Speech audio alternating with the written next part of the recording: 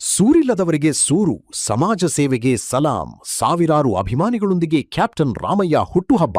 ಬೆಂಗಳೂರು ಹೊರವಲಯ ನೆಲಮಂಗಲದ ಜನಪ್ರಿಯ ನಾಯಕ ಹಾಗೂ ಜೆಡಿಯು ಪಕ್ಷದಿಂದ ಎಂಎಲ್ಎ ಆಕಾಂಕ್ಷಿಯಾಗಿರುವ ಮತ್ತು ಸಮಾಜ ಸೇವಕರಾದ ಕ್ಯಾಪ್ಟನ್ ರಾಮಯ್ಯ ಅವರ ಹುಟ್ಟುಹಬ್ಬವನ್ನು ಸಾವಿರಾರು ಅಭಿಮಾನಿಗಳೊಂದಿಗೆ ಅದ್ದೂರಿಯಾಗಿ ಆಚರಿಸಿದರು.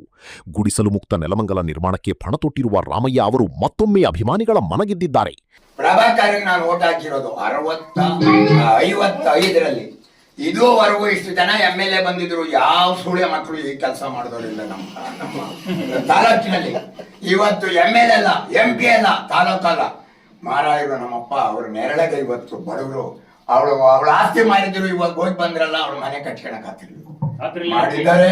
ಇವ್ರ ಹೆಸರು, ಇವ್ರ ವಂಶ ಉದ್ಧಾರವಾಗಿ ಬೆಳೀಲಿ, ಅಲ್ಲಿವರೆಗೂ ನನಗೆ ತೃಪ್ತಿ. ಇವರು ಕ್ಯಾಪ್ಟನ್ ರಾಮಯ್ಯ ಅವರಿಗೆ ಸಾವಿರಾರು ಅಭಿಮಾನಿಗಳು ಬೆಳ್ಳಂಬೆಳಗ್ಗೆಯಿಂದಲೇ ಸೇರಿ ಹಾರ ತುರಾಯಿ ಹಾಕಿ ಪಟಾಕಿ ಹೊಡೆದು ಕೇಕ್ ಕತ್ತರಿಸಿ ಸಂಭ್ರಮಿಸಿದರು.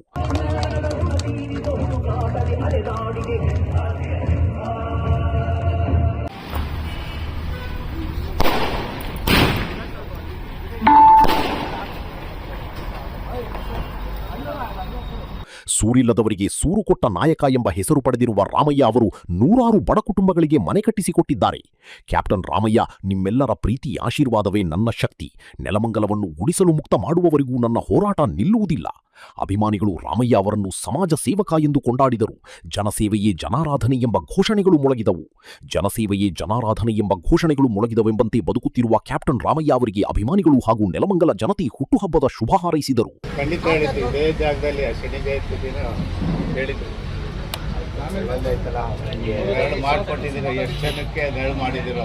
ಇನ್ನು ಭಗವಂತ ಇನ್ನೂ ಹೆಚ್ಚಿನ ಶಕ್ತಿ ಕೊಡಲಿ ನಮಗೆ ಪರಮಾತ್ಮ.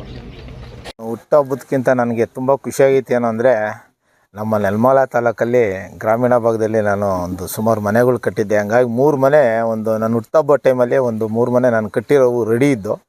ಹಂಗಾಗಿ ಭಾಳ ಖುಷಿಯಾಯಿತು. ನಾನು ಹುಟ್ಟುಹಬ್ಬ ಆ ಮುಖಾಂತರ ಮಾಡ್ಕೊಂಡ್ರೆ ನನಗೆ ಒಳ್ಳೆಯದಾಗುತ್ತೆ ಅಂತೇಳಿ ನಾನು ಮನೇನ ಉದ್ಘಾಟನೆ ಮಾಡಿ ಇದ್ರ ಮೇಲೆ ಬಂದು ಈಗ ಸ್ವಲ್ಪ ಹೊತ್ತಾಯಿತು ನಾನು ಇಲ್ಲಿ ಮನೆ ಹತ್ರ ಬಂದು. ನನಗೆ ಯಾಕೆಂದರೆ ಜಾಸ್ತಿ ಅಭಿಮಾನಿಗಳು ಇರೋದ್ರಿಂದ ಪ್ರತಿಯೊಬ್ಬರು ಬಂದಿದ್ದರು. ಹಂಗಾಗಿ ಅವ್ರಿಗೋಸ್ಕರ ನಾನು ಈ ಹುಟ್ಟುಹಬ್ಬನ ಆಚರಿಸ್ಕೊಂಡ್ಬರ್ತೀನಿ. ನನಗೆ ಹುಟ್ಟುಹಬ್ಬ ಅನ್ನೋದೇನಿಲ್ಲ, ನನಗೆ ಬಡವ್ರು ಮನೆ ಕಟ್ಟಬೇಕು ಅನ್ನೋದು ನನ್ನ ತುಂಬ ಆಸೆ.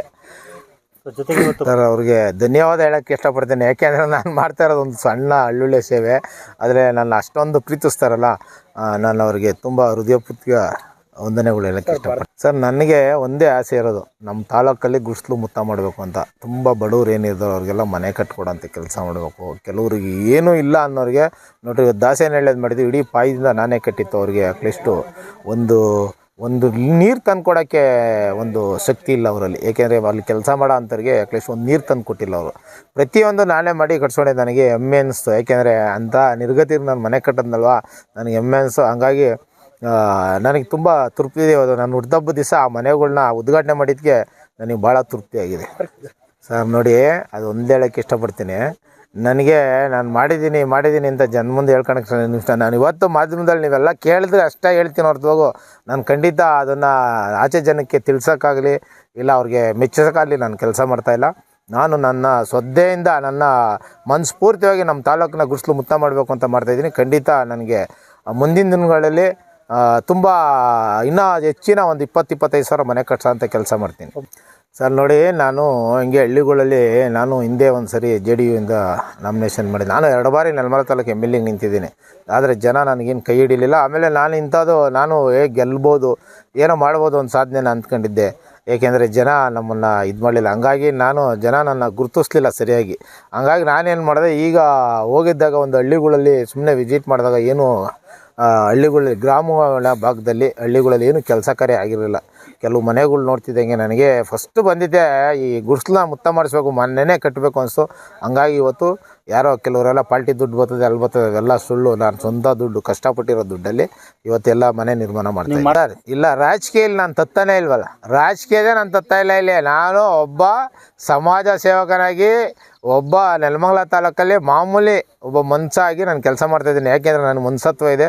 ಬಡವ್ರು ನೋಡಿ ದುಡ್ಡು ಮಾಡಿಕೊಂಡು ಏನು ಸಾಧನೆ ಮಾಡೋಕ್ಕಾಗುತ್ತೆ?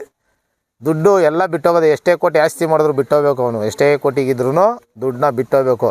ಏನಕ್ಕೆ ಅಂತಂದರೆ ಇವತ್ತು ನೋಡ್ತಾ ಇದ್ದೀನಿ, ಇವತ್ತು ಎಲ್ಲ ಕಡೆನೂ ಅಷ್ಟೇ, ಏನೋ ದುಡ್ಡು ಸಂಪಾದನೆ ಈಗಿರೋ MLA ಎಲ್ಲರೂ ಅಷ್ಟೇ ಇವತ್ತು ದುಡ್ಡೇನು ಸಂಪಾದನೆ ಆಗೋದು ಅಂತ ಕೆಲಸ ಮಾಡ್ತಾನೆ. ಸುಮಾರು ಹಳ್ಳಿಗಳಲ್ಲಿ ಹೋಗಿ ನೋಡ್ರಿ, ಬಡವ್ರ ಮನೆಗಳಿಗಲ್ಲಿ ಏನೇ ಇಲ್ಲ, ಈಗ ವಯಸ್ಸಾಗಿರೋ ಅಜ್ಜಿ ಒಂದು ಯಾವುದೋ PDO ಆಫೀಸ್ ಮುಂದೆ ನಾನು ನೋಡಿ ಒಬ್ಬ PDOನ ಹತ್ರ ಕೂತಿದ್ರು, ಯಾವುದೋ ಗ್ರಾಮ ಪಂಚಾಯತಿ ನಾನೇ ಹೋಗಿದ್ದೆ. ಆ ಪಂಚಾಯತಿಯಲ್ಲಿ ಒಂದು ಅಜ್ಜಿ ಬಂದೈತೆ ಹುಡಿಕೊಂಡು. ಆ ಅಜ್ಜಿ ಪಾಪ ಏನೂ ಮಾಡೋಕ್ಕೆ ಸಾಧ್ಯ ಇಲ್ಲ. ಆ ಅಜ್ಜಿ ಹತ್ರ ಕಾಸು ಕೇಳ್ತಾರೆ ಅವರು. ಹೌದು, ನಾನು ಅವತ್ತು ನೋಡ್ಕೊಂಡೋಗಿ ಅಂಥ ಅಜ್ಜಿಗೆ ಮನೆ ಕಟ್ಟಲೇಬೇಕು ಅಂತ ಅದೇ ಅಜ್ಜಿ ಮನೆ ಇವತ್ತು ದಾಸೇನಹಳ್ಳಿಗೆ ಉದ್ಘಾಟನೆ ಮಾಡಿತ್ತು. ಆ ಅಜ್ಜಿಗೆ ಯಾವುದೇ ಪಂಚಾಯತಿಂದ ಅನುದಾನ ಇಲ್ಲ, MLA ಅನುದಾನ ಮಾಡಿಲ್ಲ, ಏನು ಮಾಡಿಲ್ಲ. ಹಂಗಾಗಿ ನನ್ನ ಆ ಮನೆ ನೋಡಿದಾಗೆ ನನಗೆ ಒಂದು ನೆಲಮಂಗಲ ತಾಲೂಕಲ್ಲಿ ಗುಡಿಸ್ಲು ಮುತ್ತ ಮಾಡಬೇಕು, ನನ್ನ ಸ್ವಂತ ದುಡ್ಡಲ್ಲೇ ಮಾಡಬೇಕು ಅಂತಿದ್ದೀನಿ. ಇನ್ನು 10 ವರ್ಷ 15 ವರ್ಷದಲ್ಲಿ ಖಂಡಿತ ಗುಡಿಸ್ಲು ಮುತ್ತ ಮಾಡ್ತೀನಿ. ನಾನು ತುಂಬ ಹೃದಯಪೂರ್ತಿ ವಂದನೆ ಆಯಿತು, ಯಾಕೆಂದರೆ ನಮ್ಮ ತಾಲೂಕು ಜನ ನನ್ನ ಇಷ್ಟೊಂದು ಪ್ರೀತಿಸ್ತಾರೆ ಅಂತ ನನಗೆ ಇವತ್ತೇ ಗೊತ್ತಾಗಿತ್ತು. ಖಂಡಿತ ಅವ್ರಿಗೆಲ್ಲ ಅಭಿನಂದನೆ ಹೇಳೋಕ್ಕೆ ಇಷ್ಟಪಡ್ತೀನಿ. ಎಲ್ಲ ನನ್ನ ಫ್ಯಾನ್ಸ್ಗಳಿಗೆ, ನಮ್ಮ ತಾಲೂಕಿನ ಎಲ್ಲ ನನ್ನ ಅಭಿಮಾನಿ ಬಳಗಕ್ಕೆ ನನ್ನ ದೇವರು ಆರೋಗ್ಯ ಭಾಗ್ಯ ಕೊಟ್ಟು ಚೆನ್ನಾಗಿ ಕಾಪಾಡಲಿ. ನನಗೆ ಇಷ್ಟೆಲ್ಲ ಸಪೋರ್ಟ್ ಮಾಡ್ಕೊಂಡು ಇವತ್ತು ಹಳ್ಳಿಯಲ್ಲೂ ನನ್ನ ಅಭಿಮಾನಿಗಳು ಆಗವ್ರೆ ಅಂದರೆ ಆ ದೇವ್ರು ಕೊಟ್ಟಿರೋಂಥ ವರ ಅಂತ ಹೇಳೋಕ್ಕೆ ಇಷ್ಟಪಡ್ತೀನಿ ಸರ್.